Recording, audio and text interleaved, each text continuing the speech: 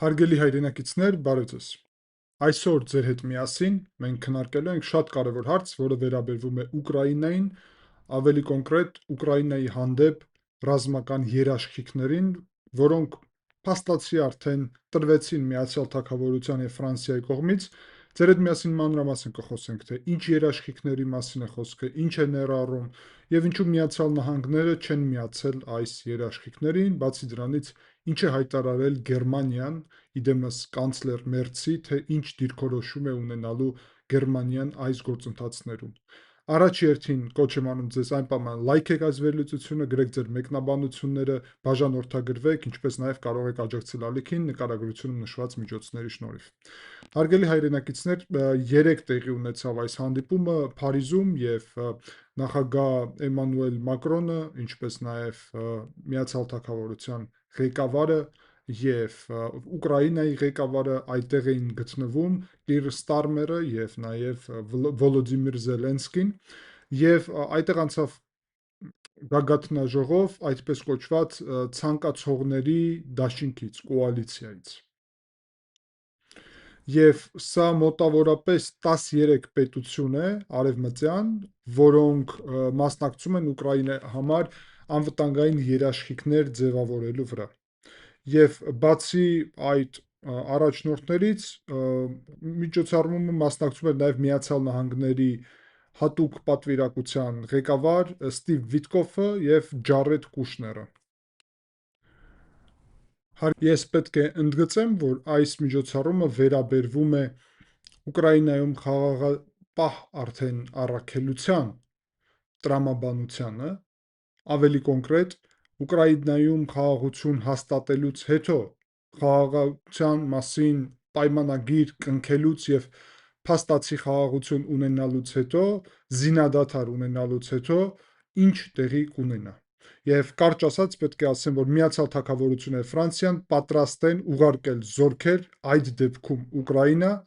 որ այդ զորքերը տեղակայվեն Ուկրաինայի տարածքում։ Ինչու Միացյալ Թագավորությունը եւ Ֆրանսիան, որովհետեւ առաջ երթին պետք է ասել, որ դա երկու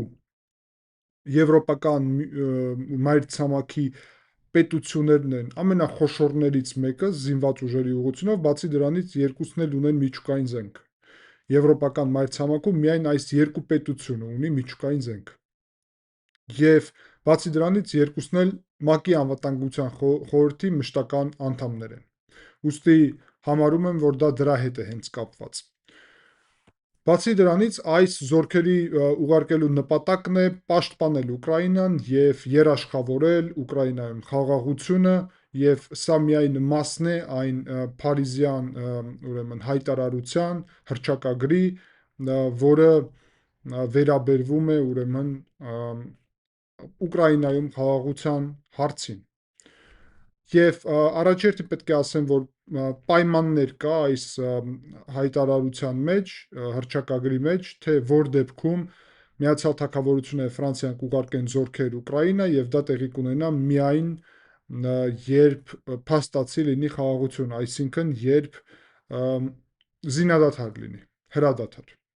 Բացի դրանից պետք է ասել, որ Կեյր Ստարմերը հայտարարել է Միացյալ Թագավորության վարչապետը, որ Ուկրաինայում կձևավորվեն ռազմական հաբեր, այսինքն ռազմական կենտրոններ, կետեր տարբեր հատվածներում Ուկրաինայում, որտեղ որ կլինի զենք, զինամթերք, ռազմական տեխնիկա, որոնք կաջակցեն Ուկրաինայի անվտանգությանը, ուրեմն երկարաժամկետ հատվածում։ Բացի դրանից կարևոր է ընդգծել, որ նաև հռչակագիրը ունի հենց իրավական հիմքեր, թե ինչպիսի մասնակցություն են ունենալու բրիտանացիք, ֆրանսիացիք եւ ուրիշ ներկաները Ուկրաինայի տարածքում եւ ինչ պատասխանատվություն կունենան հատկապես Ուկրաինայի զինված ուժերի վերականգնման գործում, ինչպես նաև Ուկրաինայի անվտանգությունը ծովից եւ օդից ապահովելու ուղղությամբ։ Պետք է ասել, որ ներկա զորքերը լինելու են ոչ ռազմական զորքեր, այսպես ասած, եւ իրանք ուղղակի որևէ ռազմական գործողություններում մասնակցելու նպատակով չեն գտնվելու Ուկրաինայի տարածքում, այսպես ասած Մակրոնը, իրանց նպատակն է, որ Ուկրաինային ուրեմն հիմք եւ ապահովություն տան այն առումով, որ ուրեմն օգնեն Ուկրաինային իր անվտանգային համակարգը ձևավորի։ Այսինքն, այս զորքերի նպատակը չէ Ռուսաստանի հետ, նույնիսկ եթե պատերազմը վերսկսվի, ուղիղ ռազմական առճակատման մեջ մտնելը, ուղիղ ռազմական գործողությունների մեջ մտնելը, այլ այս զորքերի նպատակն է Ուկրաինային երկարաժամկետ աջակցելը զարգացնի իր պաշտպանողական հնարավորությունները երկրի տարբեր հատվածներում։ Բացի դրանից ձևավորվելու են ուրեմն շատ ազգից կազմված եվրոպական ուժեր, այդ թվում հնարավոր է, որ Թուրքիան էլ մասնակցի այդ ուժերի մեջ ծովային բաղադրիչով, որոնք այս ուղղությամբ Ուկրաինայի հետ համագործակցելու են։ Այս գլխավոր հիմքը այդ հայտարարության եւ հռչակագրի վերաբերվում է այս ռազմական հաբերին ավելի ճիշտ եւ պաշտպանված ռազմական օբյեկտներին, որոնց նպատակը կլինի զենք կուտակելը Ուկրաինայի տարածքում տարբեր հատվածներում եւ սա պետք է լինի լավ պաշտպանված հատվածներ, որոնք երկարաժամկետով Ուկրաինային կապահովեն նրանով, որ Ուկրաինան իր տարածքում կունենա անհրաժեշտ զենքը, բայց փաստացի խոսք է գնում նրա մասին, որ սա կլինի միայն պաշտպանողական նպատակներով, որովհետև կվերահսկվի ոչ թե Ուկրաինայի զինված ուժերի կողմից, այլ կվերահսկվի ինչ-որ առումով հենց այս եվրոպական ուժերի կողմից։ Այսինքն, եթե Ռուսաստանը հարձակվի, միայն այդ դեպքում այդ զինված ուժերի տեխնիկան կլինի օգտագործված։ Բացի դրանից, պետք է ասել, որ այստեղ կա կոորդինացման ձևաչափ, ուրեմն կոորդինացման շտաբ ձևավորելու օրակարգ այս բազմազգ ուժերի, որոնք ներկա են լինելու Ուկրաինայում, բայց իրանց նպատակը եւս մեկ անգամ պատերազմում մասնակցել չէ, որը Փարիզում պետք է ձևավորվի եւ որոնք ուրեմն կոորդինացնեն այս գործողությունները։ Ուրեմն կարճ ասած, Միացյալ Նահանգները ուրեմն պատասխանատու կլինեն նրա համար, որ մոնիթորինգ կազմակերպեն հրադադարի, այսինքն հետևեն հրադադարին եւ կարողանան հատուկ այսպիսի հանձնաժողով ձևավորել, որի միջոցով կհետևեն հրադադարին եւ միևնույն ժամանակ պատրաստ կլինեն պատասխանելու հրադադարի խախտմանը, այսինքն պատժամիջոցների թեման եւ ուրիշ քաղաքական գնահատականները։ Բացի դրանից, հռչակագիրը ներառում է Ուկրաինայի զինված ուժերի երկարաժամկետի աջակցություն, սա կլինի զենք, զինամթերք, կլինի հատուկ այսպիսի հնարավորություն, որ ունենան արևմտյան զենքի գնման կամ ստանալու ուրեմն ճանապարհներ, բացի դրանից այն զենքը, որը կլինի Ուկրաինայի տարածքում այդ ռազմական կետերում, որը պետք է ստեղծվի, հասանելի կլինի Ուկրաինայի զինված ուժերի համար հատուկ իրավիճակներում, այսինքն ռազմական իրավիճակում, եւ զուգահեռ դրա պետք է օգնեն արևմտյան պետությունները Ուկրաինային, որ Ուկրաինան կառուցի պաշտպանողական տարբեր գոտիներ եւ շրջաններ Ուկրաինայում։ Բացի դրանից, ինչպես ասացի, սա ներառում է նաեւ բազմազգ այսպիսի ուժեր այնտեղ եւ հետաքրքիր է, որ Միացյալ Նահանգները սրանում անմիջապես չեն մասնակցելու, փաստացի ամբողջ պատասխանատվությունը Միացյալ Նահանգները թողնում են հենց եվրոպական ուժերի վրա, որոնք պետք է կարողանան օգնեն Ուկրաինային պաշտպանի իր հնարավորությունները, իր պետությունը օդից, ցամաքից եւ ծովում։ Եվ նաեւ ամենակարևոր բաղադրիչը նրա մասին է, որը դեռ ստորագրված չի, բայց սրա մասին հռչակագրում նաև կա խոսք, որ կողմերը պատրաստվում են պայմանագիր կնքել Ուկրաինայի հետ, որը նշանակում է, որ եթե Ռուսաստանը նորից հարձակվի, ապա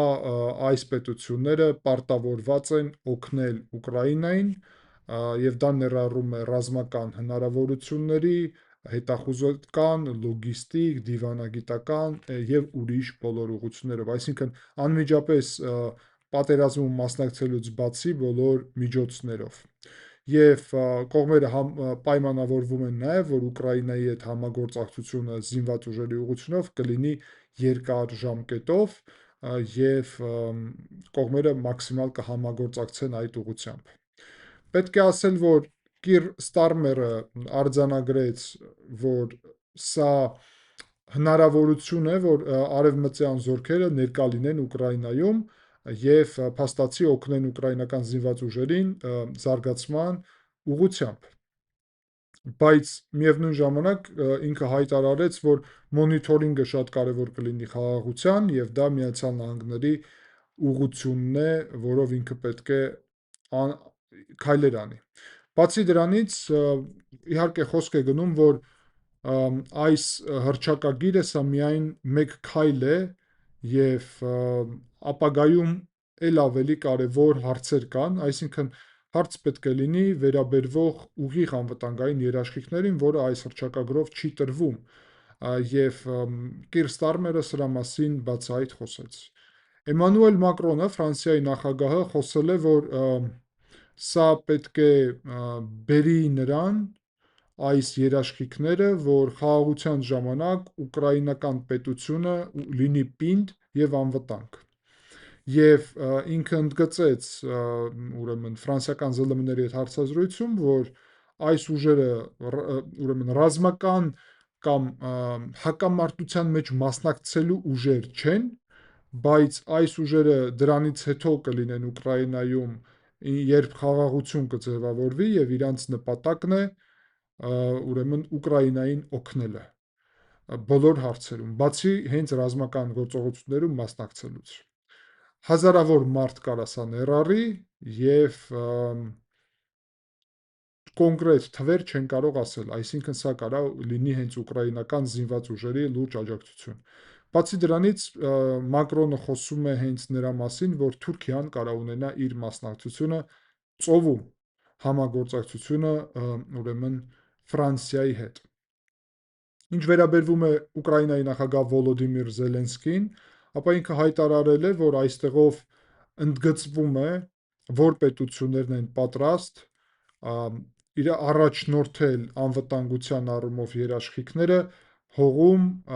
օդում եւ ծովում եւ վերականգնումը Ուկրաինայի եւ այս ուղղությամբ դեռ շատ բաներ պետք է պարզել։ Բացի դրանից ինքը խոսել է նրա մասին Վոլոդիմիր Զելենսկին, որ Ուկրաինային պետք է հստակ երաշխիքներ, որ խաղաղությունը Ռուսաստանի հետ կլինի ամրապնդված եւ որ նոր պատերազմ չի սկսվի։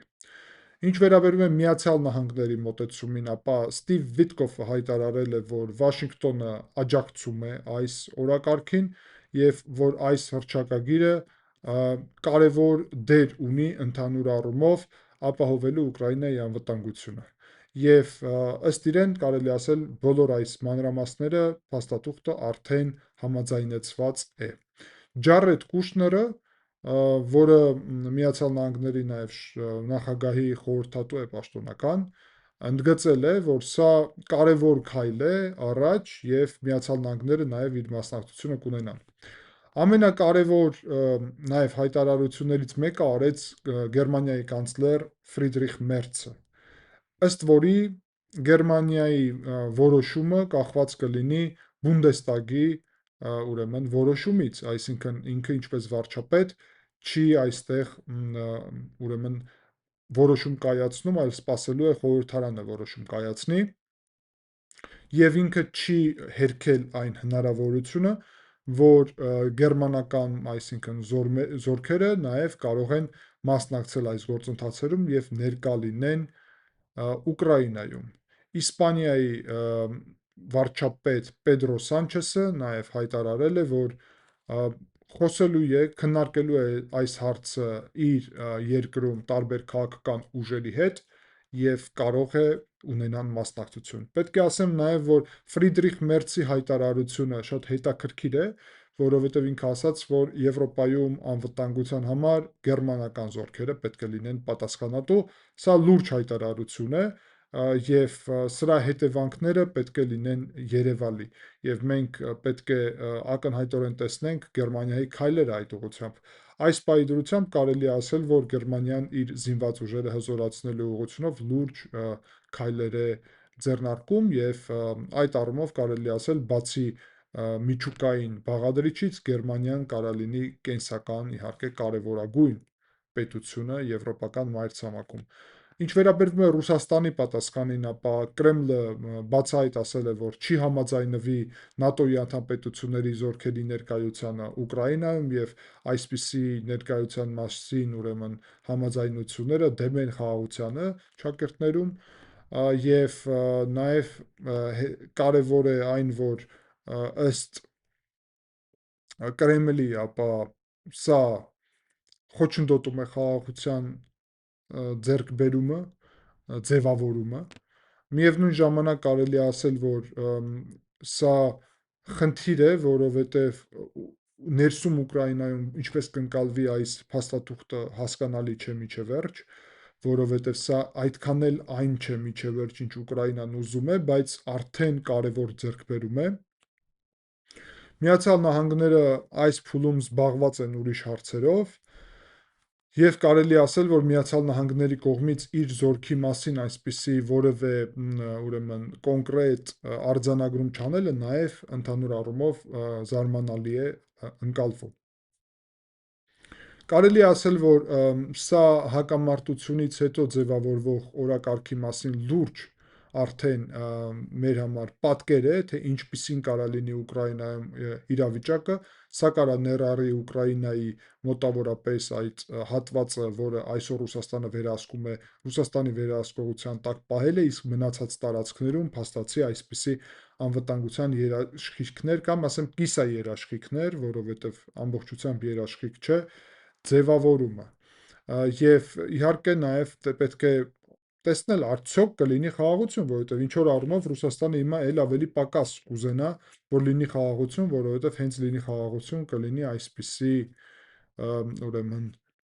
քայլեր եվրոպական ուժերի կողմից։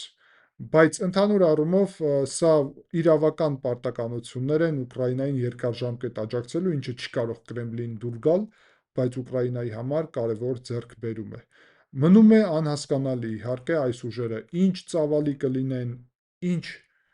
մասնակցության հիմա, երբ ասում է, որ պատերազմում չեն մասնակցի, հա դա շատ լուրջ հարց է, որովհետև բա եթե իրանց հարված են, իրանք հակաօդային պաշտպանություն, սեփական պաշտպանության համար պետք է ունենան, թե ոչ։ Բա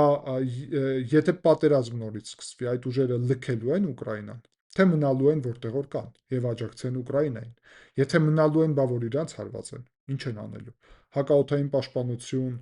ուրիշ հնարավորություններ, բա եթե իրանց հարված են եւ այլն։ Շատ կարևոր հարցեր են։ Մի խոսքով հետաքրքիր թեմա է, զարգացում է, սա ես համարում եմ, որ քայլ է առաջ, բայց ընդհանուր առումով դեռ հեռու ենք վերջնական պատկերից, թե ինչ իրավիճակ կարող է լինել։ Ուստի շարունակելու ենք հետևել Ուկրաինայում ձևավորվող իրավիճակին։ Շնորհակալ եմ ուշադրության համար, կհանդիպենք, ցտեսություն։